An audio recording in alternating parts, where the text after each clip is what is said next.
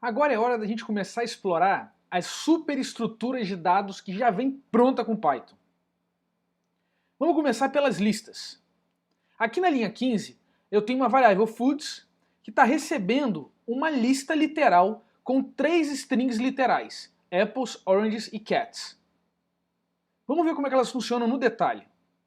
Para criar uma lista, simplesmente use o colchete e coloque os elementos dentro dela. A, B e C. Maravilha! Com essa notação literal, o Python constrói uma lista em memória referenciando esses elementos. Vou repetir a operação atribuindo a variável L. Listas também são objetos, então se eu executar type L, eu tenho o retorno da classe. Eu vejo que é do tipo list. Listas são sequências mutáveis.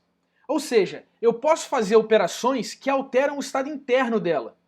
No caso, eu posso, por exemplo, adicionar mais um novo elemento, D. Eu posso também reordenar ela usando o método sort e passando o parâmetro reverse, igual a true. Agora minha lista está ao contrário. Se eu executar de novo o sort, sem nenhum parâmetro, ela ordena em ordem alfabética. Maravilha! Observa que o sort não retorna nada. Ele muda o estado interno do objeto referenciado pela variável L. Quando a gente tem objetos mutáveis, é muito comum os métodos simplesmente alterarem o estado interno do objeto e retornar none. O sort e o append fazem isso. Olha só. Print l.append é. Viu só? O retorno do append é none. Agora, lá na lista, é onde você vai encontrar o elemento E que você adicionou. No Python, as listas podem armazenar qualquer tipo de objeto. Eu não preciso ficar restrito a strings, por exemplo.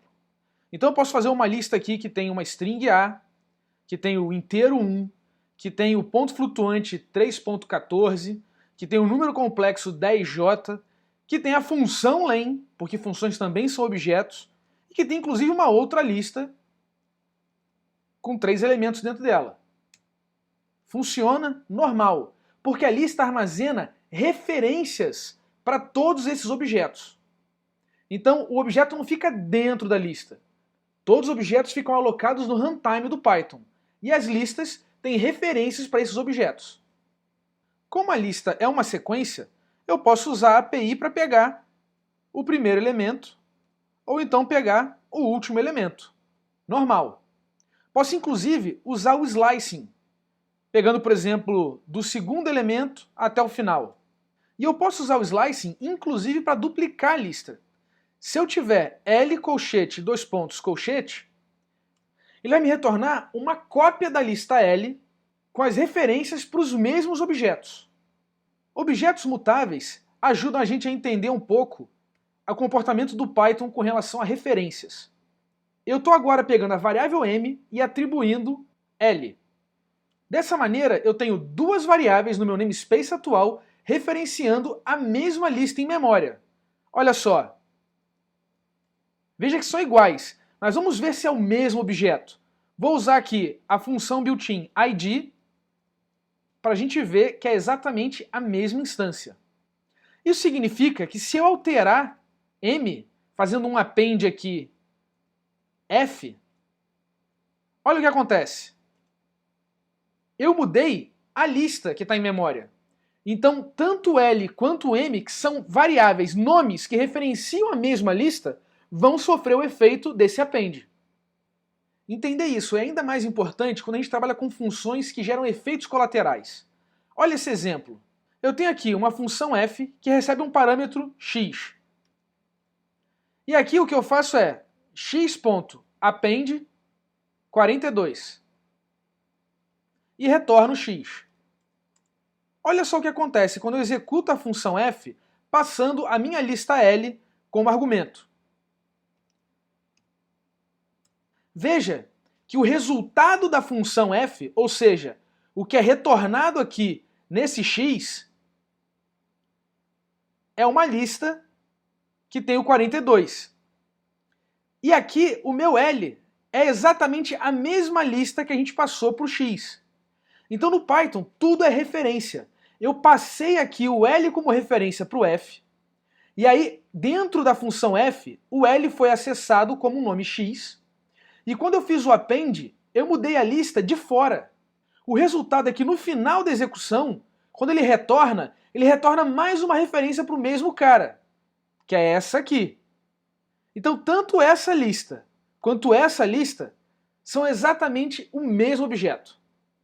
A forma legal de evitar efeitos colaterais seria fazendo uma função g que recebe x, e aqui eu tenho x é igual a x colchete 2 pontos, ou seja, eu estou duplicando a lista que eu recebo de entrada, e agora sim que eu tenho uma cópia da lista referenciando os mesmos objetos que a lista anterior referenciava, eu posso fazer um append 51 e retornar aqui o x. Agora, quando eu fizer g de L, o resultado vai ser diferente. Eu tenho apenas o objeto que eu dupliquei no corpo da função com o valor 51 apendado. A minha lista original, que eu passei por referência, não sofreu efeito. Até aqui, a gente usou listas que são sequências mutáveis, trabalhando apenas com elementos imutáveis. Se você observar, a gente só está usando string e números inteiros, que são tipos imutáveis. Vamos ver o que acontece quando a gente usa tipos mutáveis dentro da lista. Vou criar uma nova lista L, que tem aqui 1, 2, e tem uma lista 4, 5 e 6. Agora eu crio uma variável m, que vai referenciar, na verdade, o último elemento de L. Então vai referenciar essa lista aqui, 4, 5 e 6. Agora quando eu faço um append